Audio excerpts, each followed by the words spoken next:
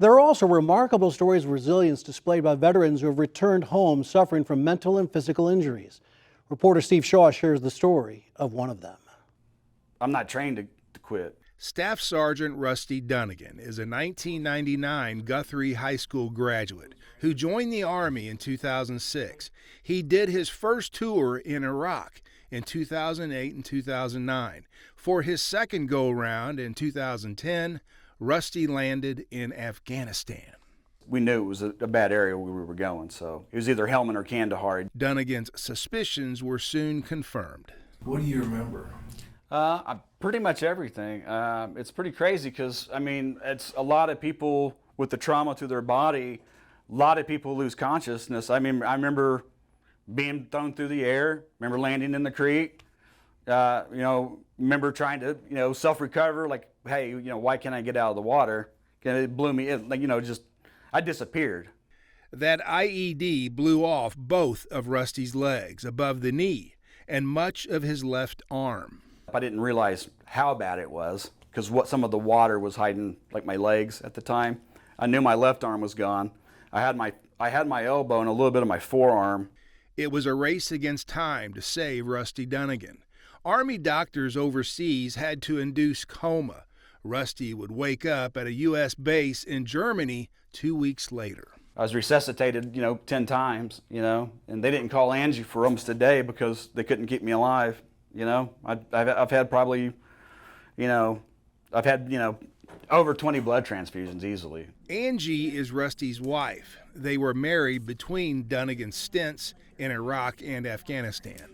He was still my husband, and I just knew how to go into the care mode, I guess.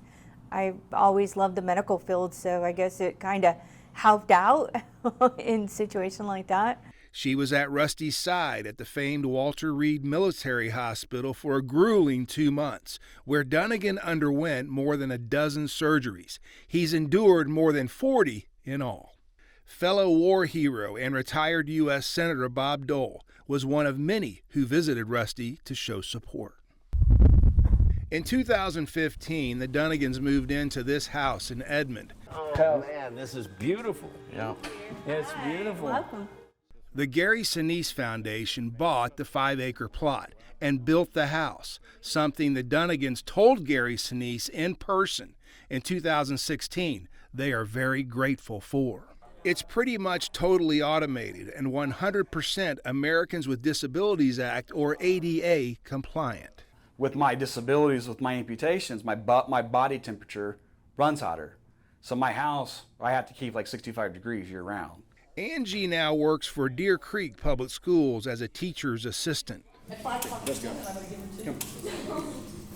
Rusty spends his days in Oklahoma City at Honoring America's Warriors, where he's been working with this snot-nosed, now 8-month-old pup named Dusty. Eventually, Dusty will become Rusty's certified service dog. Executive Director Scotty Dethridge says, to his knowledge, Rusty Dunnigan is the only military triple amputee in the state. The first time I saw him, I'd never seen a guy who'd been hurt so bad. And I thought, man, take it upon yourself to get the guy out there doing some things he likes to do, get him active. Initially, Dunnigan wasn't sure a service dog was a good idea. What she shows me just daily is just her temperaments, first and foremost. I mean, she's energetic, she's a puppy. Just the whole trust. I mean, she'll crawl up on my lap and ride in my chair with me. And she won't shake. She's just, complete trust in me, in the bond, and in what I have in her. Rusty and Dusty have been training here at Honoring America's Warriors for 4 months. There are 12 more months to go before Dusty can be fully certified. Among the many things military service dogs do is calm a veteran's post-traumatic stress disorder, or PTSD. And she already does. I mean, she sleeps on the bed with us, and when she feels him, having those night terror dreams, like, she jerks him awake.